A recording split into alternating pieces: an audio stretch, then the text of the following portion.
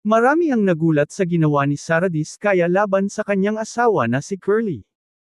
Ito pala ang tunay na dahilan, kaya minsan hindi nakakadalo sa Senate hearing si Sara Diskaya. Isang nakakagulat na revelasyon ang lumabas ngayon, tungkol sa kontrobersyal na kontratista na si Sara Diskaya.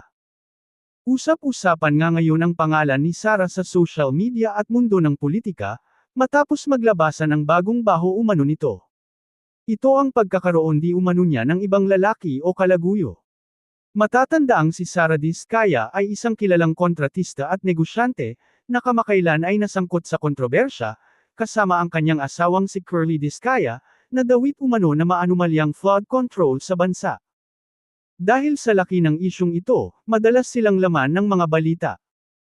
Bago pa man sumabog ang mga isyung ito, laman na ng mga ulat si Sara, dahil sa umano'y hindi niya pagdalo sa isang Senate hearing, hinggil sa flood control project, na pinupunduhan ng pamahalaan. Noong una ay sinabi ng kanyang asawa na abala lang ito sa kanyang trabaho, o di naman kaya, o dahil may sakit ito. Ngunit ngayon, ay tila unti-unting lumabas ang katotohanan, sa kanyang pagkawala sa isang Senate hearing.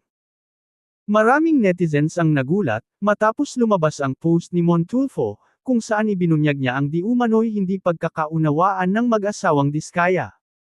At ang umano'y pagkakaroon ni Sara ng ibang lalaki.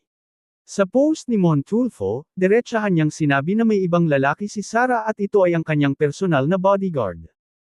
Ayon kay Tulfo, double whammy para kay Curly Diskaya.